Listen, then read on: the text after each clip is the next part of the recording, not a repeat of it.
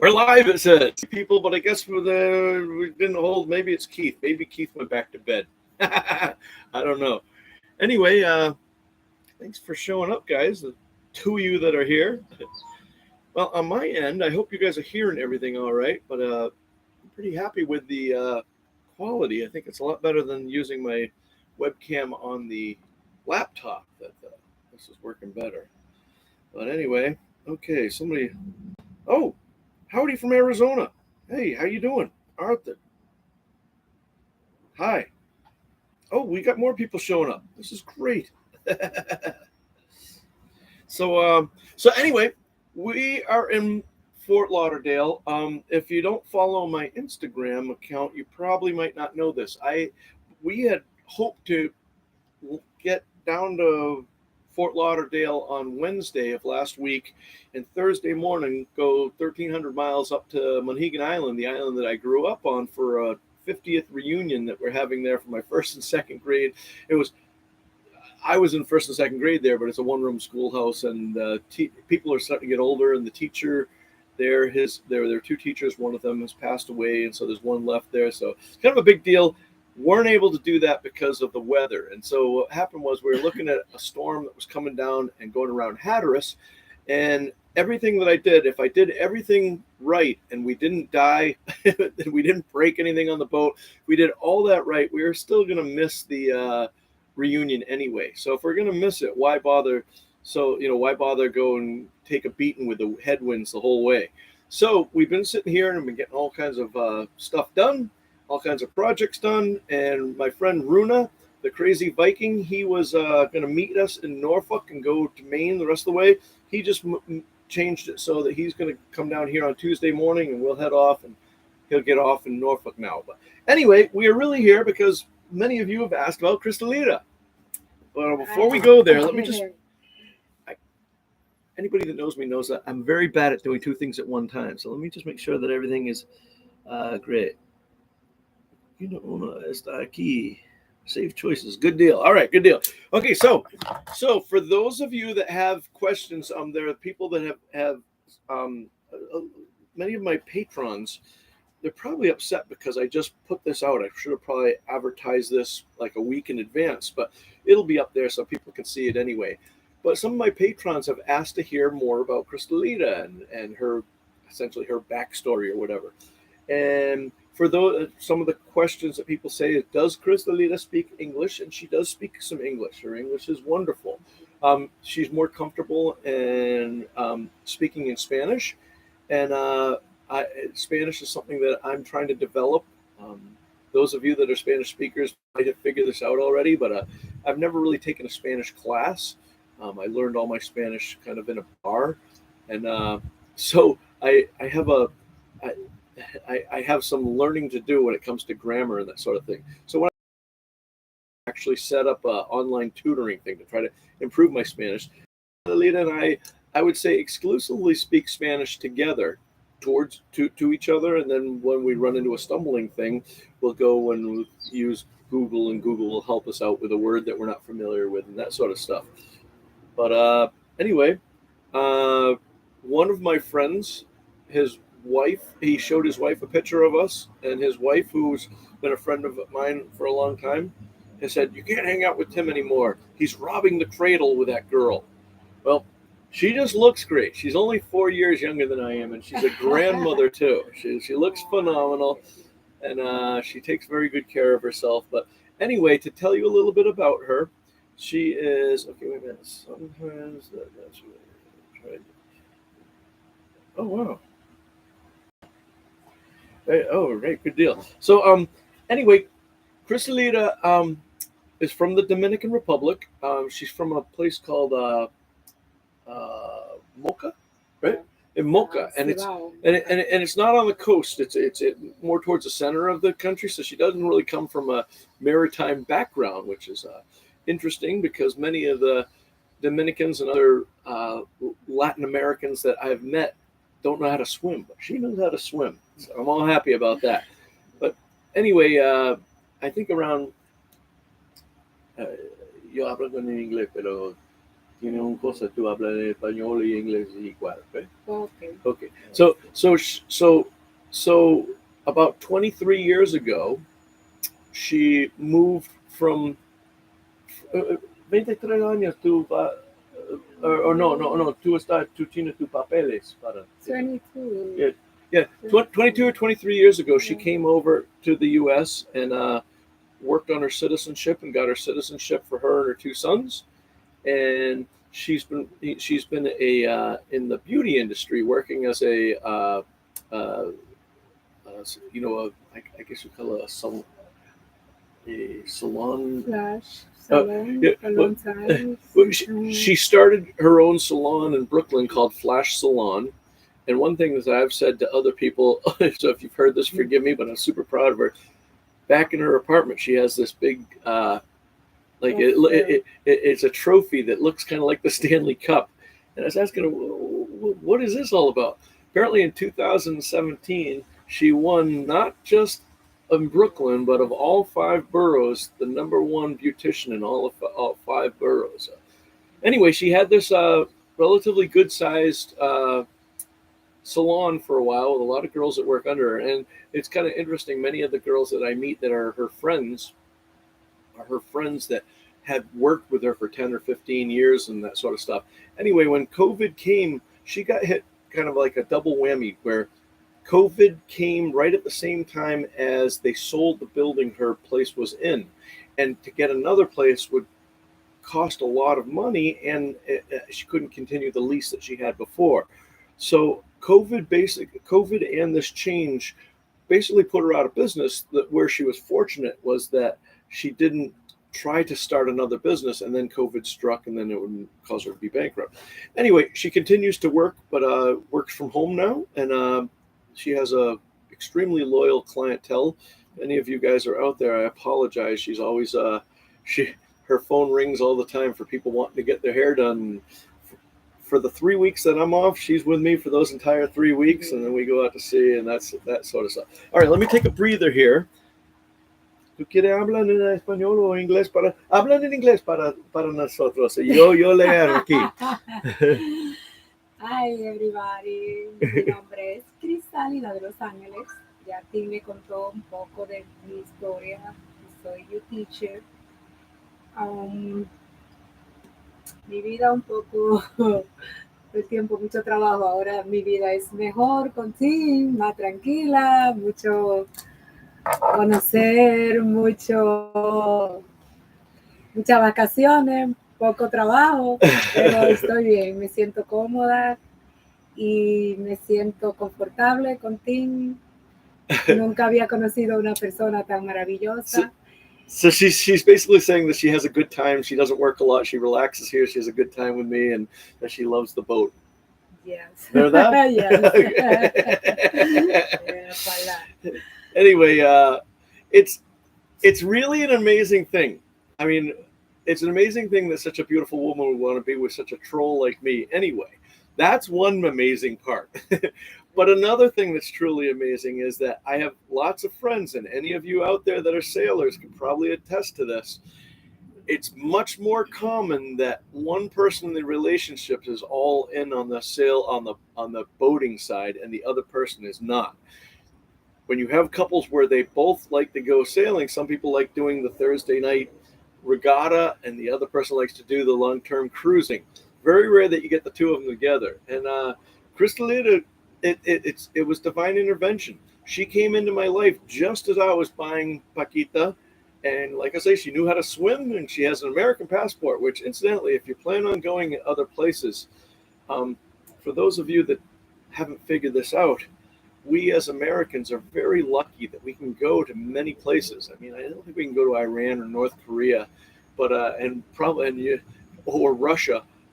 Having said that, I'm not sure that many of us would want to go there anyway. Certainly not in a sailboat. Anyway, but having a passport, there are some channels like if you guys watch uh, Sailing Uma, uh,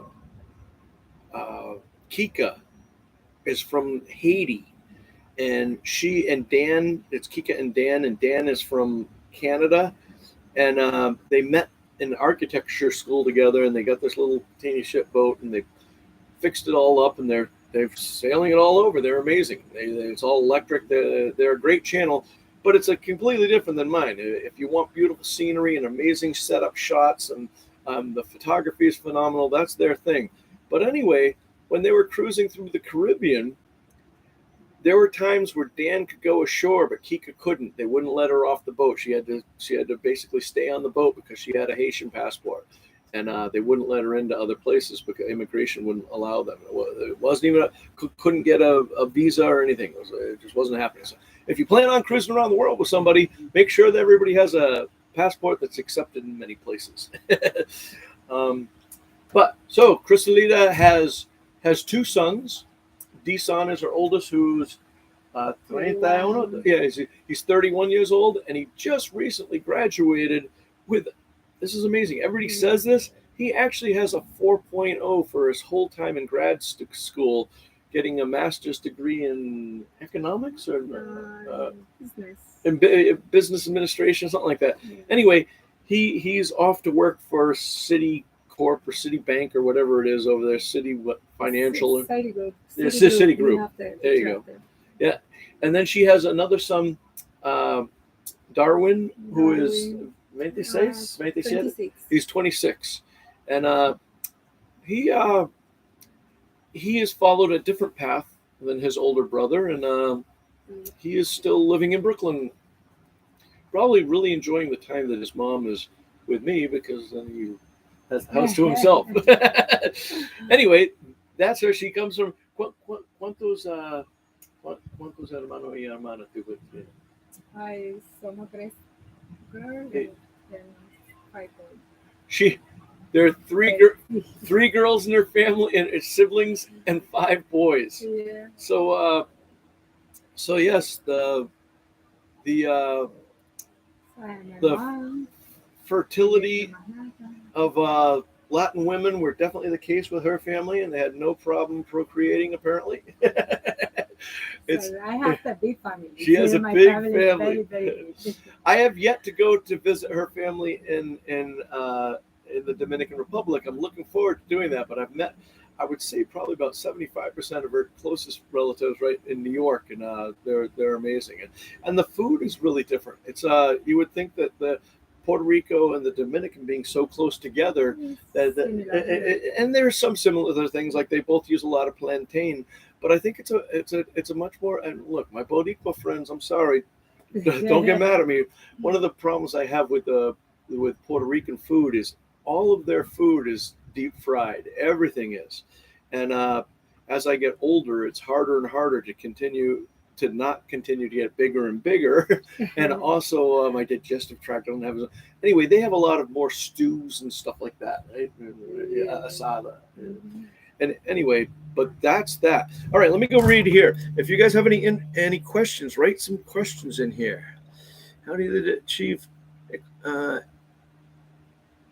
howdy from North Carolina, ex-chief from New York. Hey, Joe.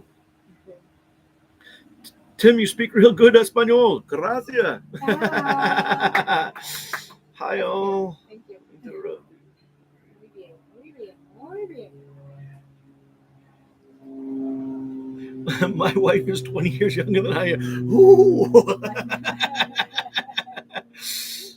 We lost the sound. Do you guys still lost the sound? Are you hearing this? Okay, sounds good now. All right, good deal. All right.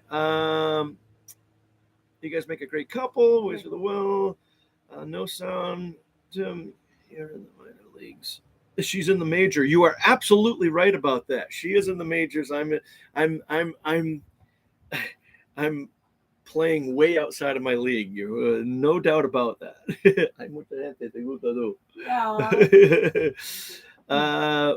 Will you ever let your best half pilot the tug? She's got the best teacher. Actually, you know what? That's something that really I'm sad about, and it's a sign of the times. The question is, will I ever let her pilot the tug?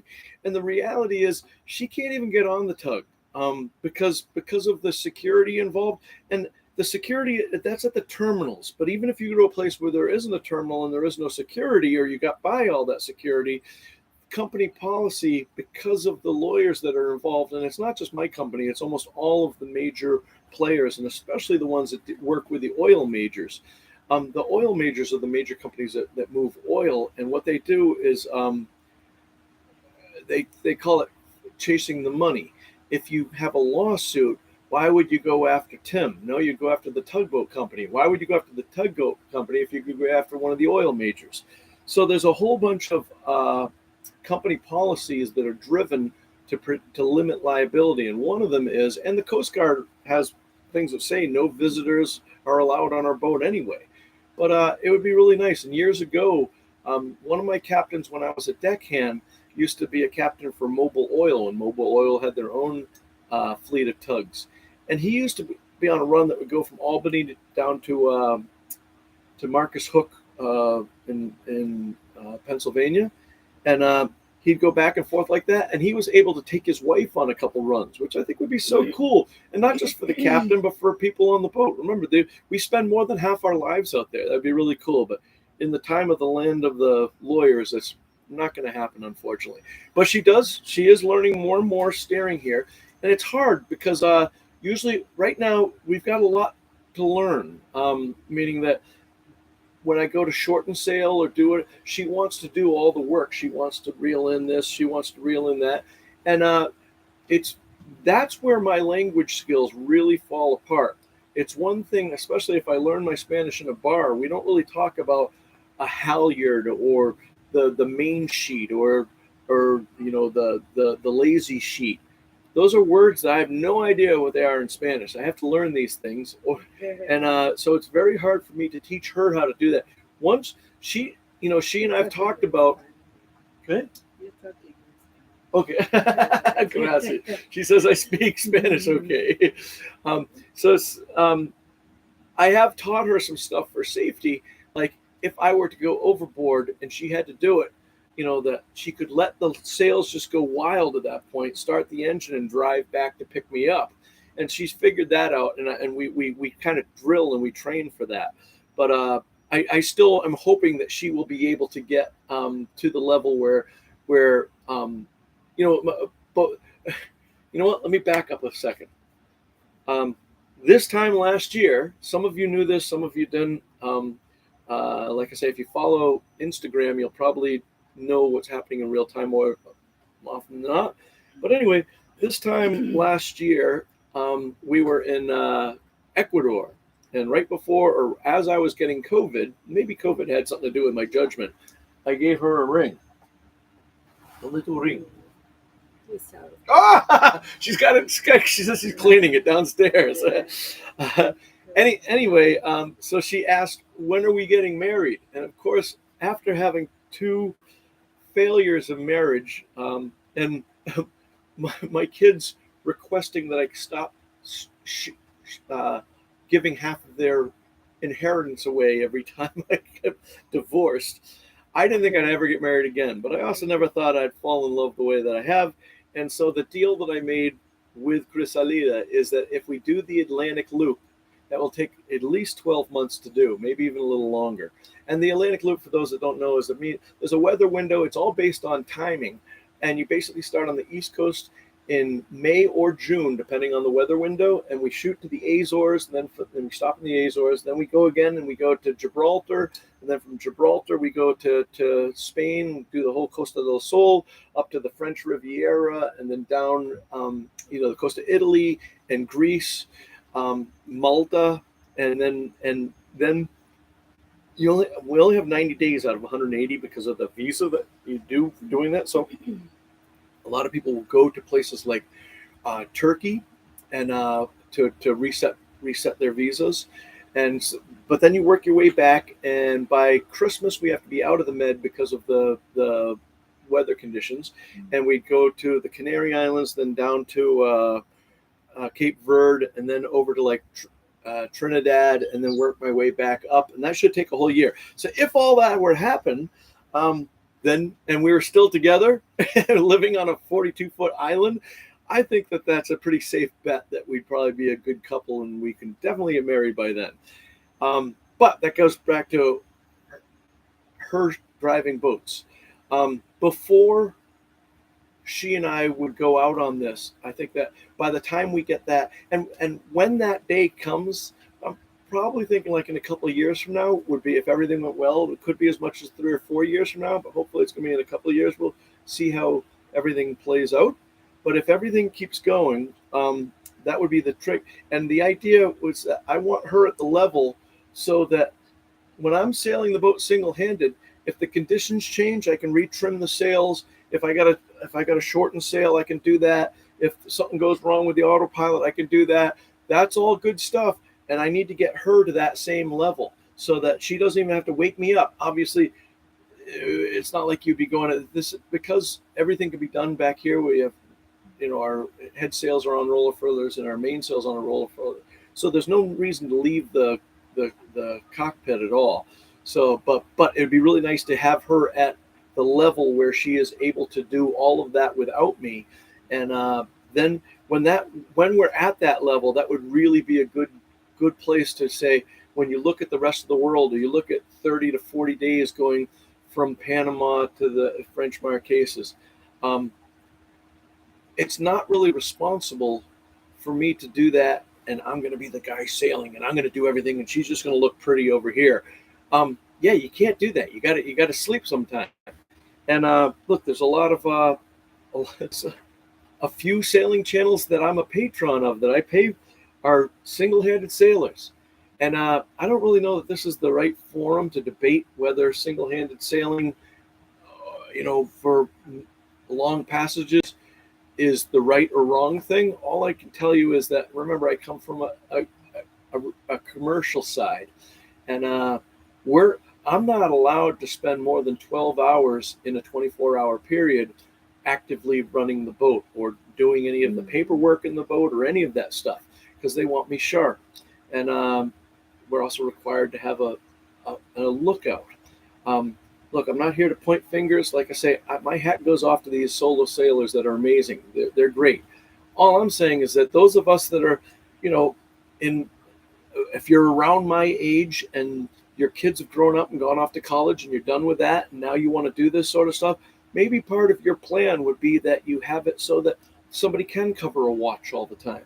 And obviously, if we did the Atlantic Loop, like my friend Runa, my friend Rick, my friend Ian, we've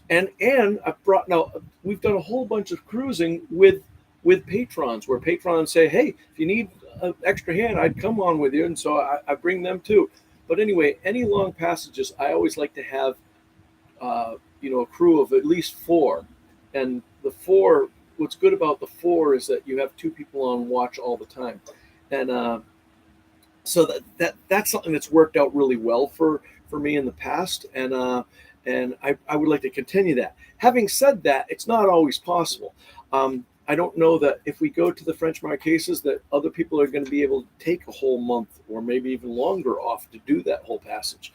And besides that, we'll see. I mean, the good thing about doing the Atlantic Loop first is that's a real good testing, proving ground for not only our relationship, but also our skills, and a good place to learn all that sort of stuff. So if we did all that, and there's a part of me that thinks that, you know what, going, 3 to 4 weeks, maybe 5 weeks to the French Marquesas, is just the two of us. If we're at that level, that might be really kind of cool, where it's such a intimate experience that we don't want to share it with anybody else. I don't know if that makes sense or not. But anyway, that's that. Okay, so let me go back to trying to read. I can't read and talk at the same time. I can barely read at all. Hey everyone, sail across the pond. Yes, Mike, absolutely. That's part of the Atlantic Circuit. Absolutely. Especially because going to England wasn't originally part of my idea, but especially with Gibraltar and probably England too, in order to reset my, how do you say it? Schengen visa? Is that how you say it? And apparently England is one place that being that it's out, you can go over there. All right. That said, it couldn't be one video. I'm sure meals by the way. What's oily foods? You are exactly right. Ronald, you are exactly right about that. Jim, he says, hi, you two. Chris, why are you taking care? él dice, ¿por qué tú ayuda a este viejo? y este viejo son pobres, no son ricos. It's true, I'm not rich. The ex-wife the money. Wasn't even any to begin with. Okay, Joe, would love to know what day you think you might be passing Old Point Comfort. You chilling? Okay, you know what? That's a great question.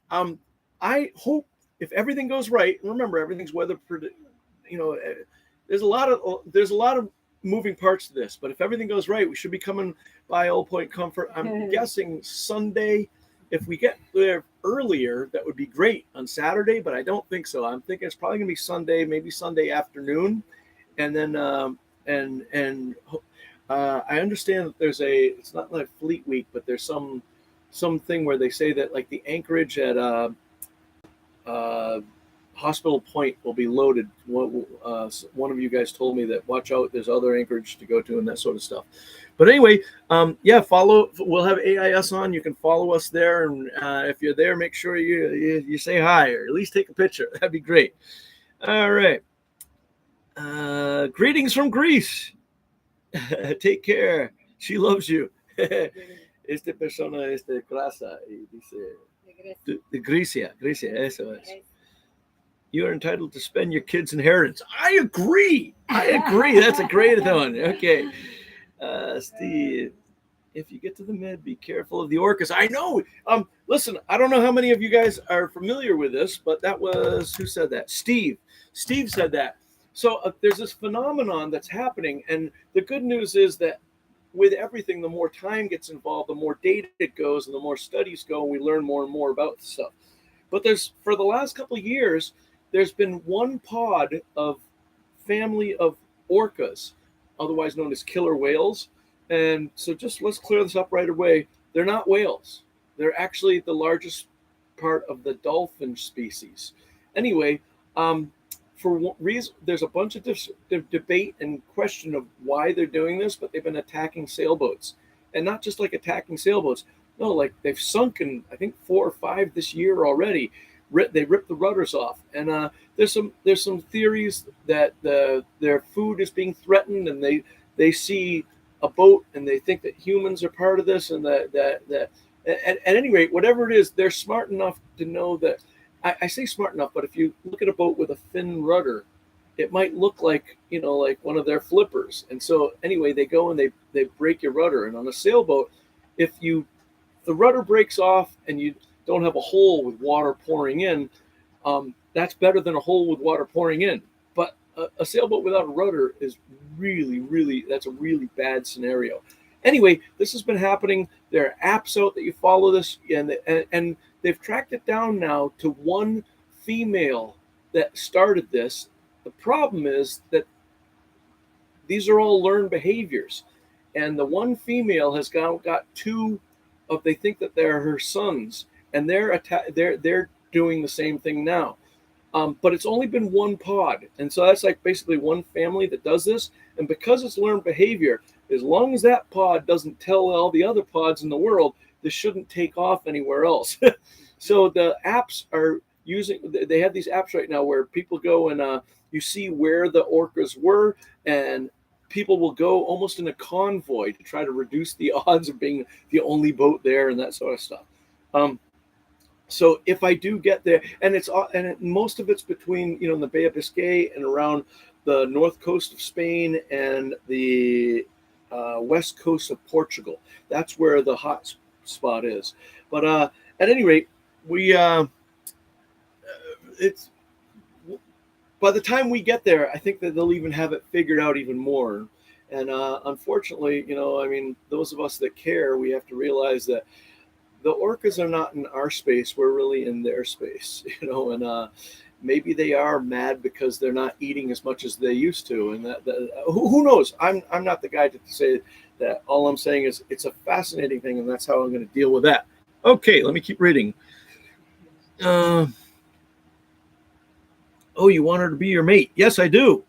Jim, when you say mate, yeah, never mind. Bad joke. All right. By the way, message off watch birth. AIS. We have those. We actually have those, and that is SW0I, whoever that guy is.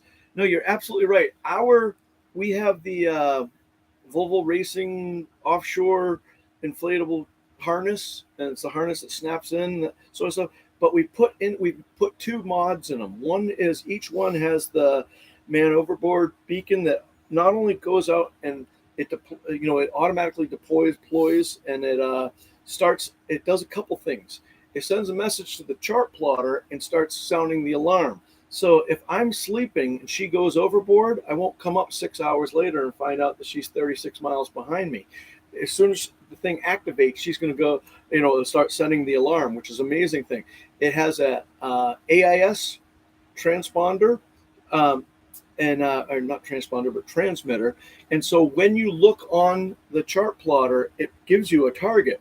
And it also sends out the radar SART thing, where I don't know if you guys have seen that, but there are a series of lines and all that. Anyway, they're great. Both, and we don't have to do anything. If we are unconscious and fell in the water, these will automatically inflate. They'll roll us on our back to keep us from drowning. And if we're harnessed in, they even have a hood that you can pull over the top of them so you don't get smothered by your own thing. The one thing that I didn't do, just because of when I bought them, it was coming, but it wasn't there, and I guess I can retrofit them. But there's a part of the harness that you can hook up that you hit it one way and it will pop out of the harness, because apparently if you go overboard and you're being dragged, do that, or you'll get drowned, which that wouldn't be good either. But yes, we have those, and they are great. Captain Bill, Crisalita might benefit from ASA American Sail. Captain Bill, I could benefit from an ASA sailing. We should do that together. Okay. We offer beginner passes, make classes. Captain Bill, let's set that up. In fact, well, whatever. No, I could benefit from that. All right. I believe it's the shape of the keel as well. No, you're exactly right. That's something that I also, was going back to the Orca thing, that boats with full keels were being attacked less, meaning, it goes like that as opposed to the fin keel. And they were saying that the fin keel and the unprotected rudder, both of those, one of the theories is they look like appendages off of a big animal. And if you were going to bite somebody, you wouldn't bite them in their belly, you would bite them on their arm or leg, and so that's the theory. Yes. Also carry 5 seal bonds at last report. I believe. Nice. What's the annual cost at operating the sailboat? You know what? I don't really know that. And the reason why is this is the second that we're just coming on 2 years that I've been on the boat. And I've been constantly dumping money into the boat. And so that's not really, for an example, I switched everything over to Victron for all the charge controllers, the DC to DC charger, the communication hub, servo, and the inverter charger. I did all that, and that was a substantial expense. And then I put 900 amp hours of lithium in, and that too was a big expense. I put 1100 watts of solar on. So those are just the big ones there. But you can't. None of those really should be considered the annual cost of a boat, because these are things that hopefully I do annually. My idea with them was that I should be able to not have to replace the batteries for at least 10 years and possibly 20 years, but they'll be paid for themselves many times over by then. But I can tell you that everybody, it seems, when I talk to different people, especially other cruisers, there's a large debate about insurance. And one thing that I find is that there's always somebody that's going to say you paid too much for insurance. And this just happened with one of my friends just the other day. And I pay about 3 times as much for insurance as he does. But he forgot that he paid, that the value, the agreed value of his hull was a third of the value of my hull. So the percentage was almost exactly the same. Having said that, I have always had trouble insuring this boat, and it's odd. Because I hadn't owned a boat in my own name for the last 10 years before buying this, 10 years since I had a boat in my name, the insurance companies saw me as a first-time boater. Um, Despite having 11,000 days documented with the Coast Guard at sea, besides everything else, at the end of the day, most of the insurance providers are just, they're bureaucrats. They need boxes and they check in the box and that's where it goes. I literally had somebody, I think from Geico. I was checking with Geico or Allstate or something like that. I was checking with one of them, and it's not the broker. It's like somebody pushed me off to their marine division, and the woman told me, she goes, "Yeah, you might be able to save some money if you take a boating safety course." I said, yeah, that's pretty good. I mean, obviously, I tried to tell her what I do for a living, and our, from our basic and advanced firefighting to medical PIC to all that sort of stuff. None of that matters. None of that matters. Anyway, so it's insurance has been a part of boat ownership for me that I thought was going to be a lot easier to obtain than it was for me. Having said that, I was able to purchase. I've had two different insurance policies. Uh, one one that let me keep the boat in Puerto Rico, but it wouldn't. And that was actually the 55% of the policy was underwritten by Lloyd's of London, and they said that of that, only it wouldn't cover any named windstorm. And I'm thinking, a named windstorm is the only thing that I really need coverage for, hopefully. Anyway, so the insurance company that I have now is Travelers, and I bought it through a commercial marine insurance company that they went out and sourced this for us, and they had it so I can go. I paid an extra $1,800 so that I had the entire Caribbean to Canada coverage. So the navigation restrictions were only like places that you would expect, like Haiti, Cuba, and Venezuela. Only because there aren't functioning governments for them to. If your boat gets taken away, they won't. I guess they don't find it easy to get your boat back if that happens. But anyway, that was that, and so other cruisers in the Island Packet Association seem to have found really good insurance, but I can't do it because their insurance requires them to be on the boat all the time, as mine does right now. Mine says I have to be on the boat all the time when out of U.S. waters, and they don't consider Puerto Rico being U.S. waters. They say that's Caribbean waters, even though it's the U.S. and the Navy and everybody else all considers it U.S. waters. It is. You're not gonna win the battle with that. So because of that, I can't keep my boat and go to work and leave it outside of the continental United States. So that's where I'm at. So to get back to your story, I pay about $6,400 a year for my insurance. The good news is that it's a great policy, and that I don't have, I don't take a $50,000 deductible and crazy stuff like that, and windstorms and all that. So all that's good. But the actual fuel, there are some people that accuse me of running my engine a lot, and I have to do what I have to do to get back to work on time, that sort of stuff. Having said that, our fuel burn has been very, very minimal. And when I say that, if you have no money, then it would be, between $250,000 and you're gonna inquire a lot of expenses with that. I know all about expenses after spending last hitch down in Key West. Oh my God, it was so expensive down there. And what happens is that when we're down there, yeah, I mean, like we go out to dinner, and 4 or 5 of us go out to dinner, and it's a $600 bill, and it wasn't anything special. But anyway, boat ownership, the insurance is something that you got to have, and you got to have insurance that works for you. if you're retired and you're on the boat all the time, I think you can get a much better deal than I'm getting right now. I think traditionally they've always said that it was about 2% of the hull value, and I'm about that, and maybe I'm a little bit heavier than that, but anyway, it is what it is. All right, move on. Sorry about that.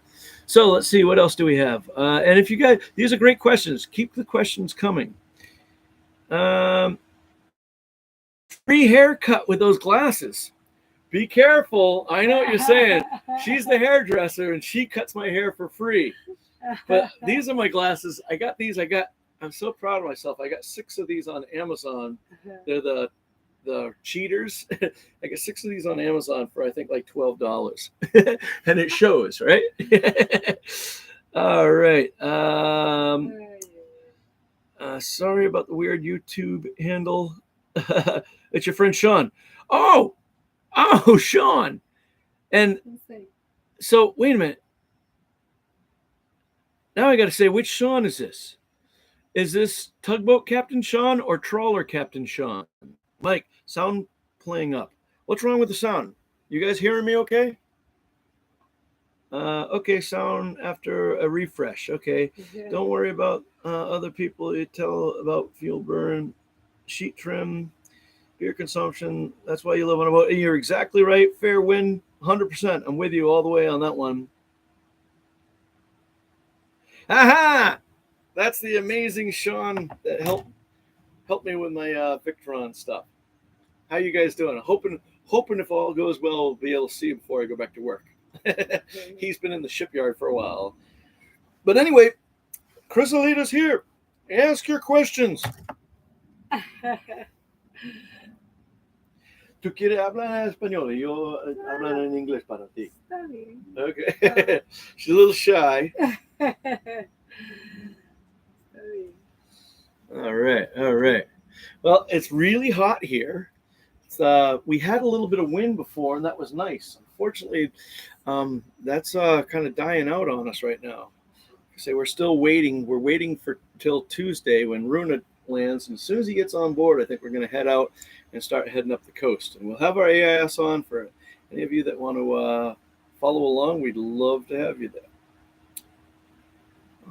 All right.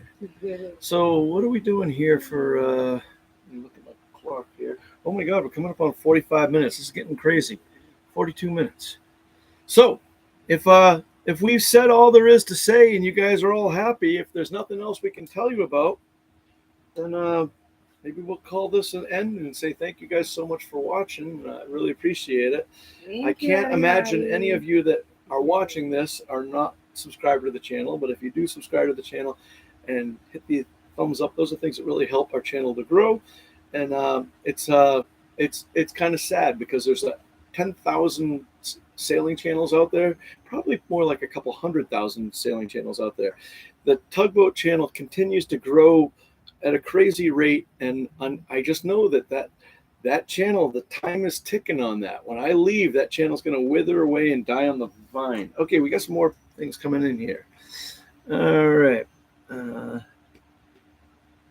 Tell us about your family, your kids, your brothers, your sisters. Are you talking about me, or do you want to know about my family, or do you want to know about Crisalidas? Does Crisalidas? Hay una buena pregunta para ti. Esta persona dice, Cristalita, tú tienes enfermo de mar. Never. She never gets seasick, she says. She's amazing.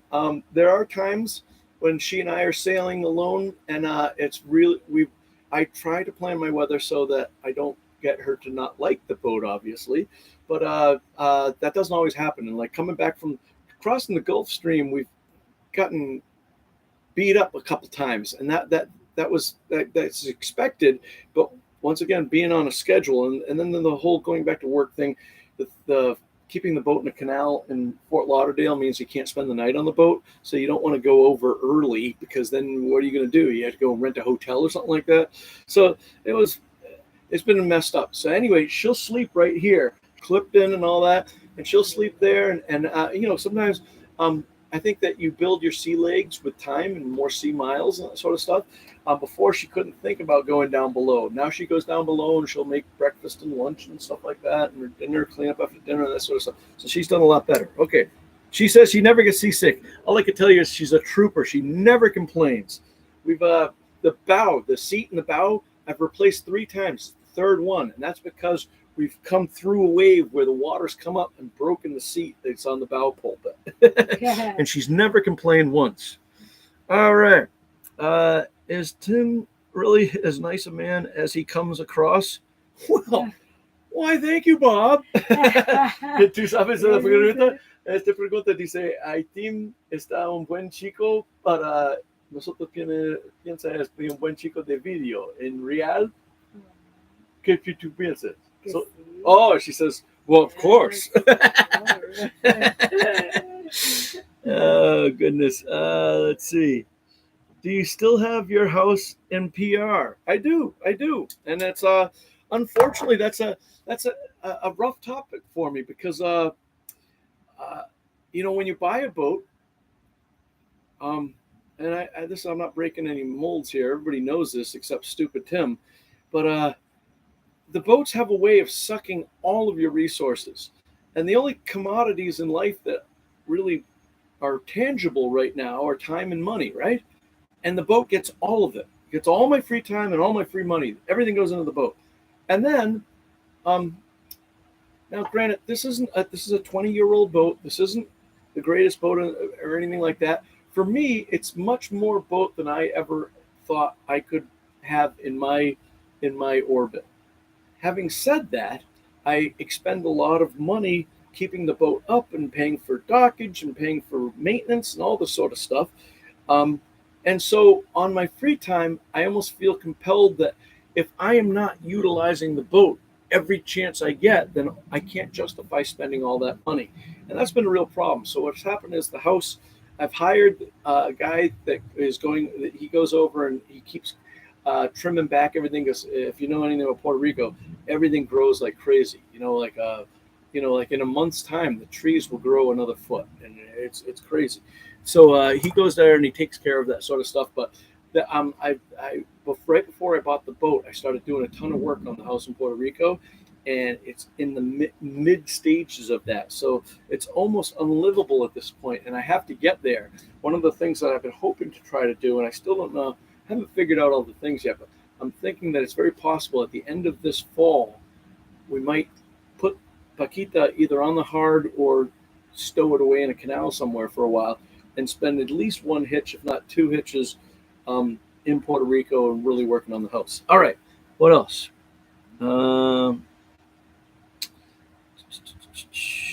Both of your families care. Okay, the Tugboat channel is good stuff. Thank you so much. So yeah, I'm the youngest of 3, and something that I think is kind of neat is that 3 of my 4 grandparents all came through Ellis Island. My grandparents on my father's side immigrated from Germany in between World War I and World War II. And my grandmother on my mother's side was Ecuadorian, and she came through then too. And then my grandfather on my mother's side was English descent from way back when Mayflower or something. I don't know. But Crisalita has there are 8 people. She has 8 siblings, 3 brothers. I have 3 sisters and 5 brothers, and they live in most of them are living in the New York area, but some still live and work, and the family is well renowned for the businesses that they have in Mocha, Dominican Republic. She has 2 children, Desan, who's 31, and Darwin, who's 26. And I have a son and a daughter. Jacob is let's see, Jacob is going to be, he's 25. So yeah, Jacob's 28 and Jacqueline's 23. And so that's where we're at. She has 1 grandchild, and I don't have any yet, but I'm getting to the stage where I don't want to pressure my kids, because both of my kids are in phenomenal relationships with people that I just couldn't imagine them being with better people than they are with. And but I want them to do their own timeline. I don't want to be one of those parents that hound them. When are you going to get married? When are you going to have kids? But my friend Rick and Patty, their kids, that both of their sons both had babies almost a month apart, so they're freshly new grandparents, and it's kind of fun watching them online. Okay, let's see what else. I hope that clears that up. Very good. Need to go wash up. Thanks for the live chat, Mike. Thank you so much. Wonderful big family. All right, so we're down to 9 people, 50 minutes. This is good. You guys, thank you guys so much for watching. I really appreciate it. If any of you that are on or have been on that are patrons, thank you so much. You guys, patrons, just so people that aren't familiar with Patreon, I think as far as content goes, I don't put a lot of value in the content that I put out there, so I don't charge a lot. Most of my patrons do between $2 and $5, and it's per month, not per video. It's just a really nice tangible proof that the efforts I put in are received by somebody to the extent that they're willing to give up a couple bucks, and so that means a lot to me. Thank you guys so much. I really appreciate it. Crisalita, thank you, everybody. Okay, you guys, thank you so much. I really appreciate it. Take care, and we'll see you on the one. Nice. Muy bien.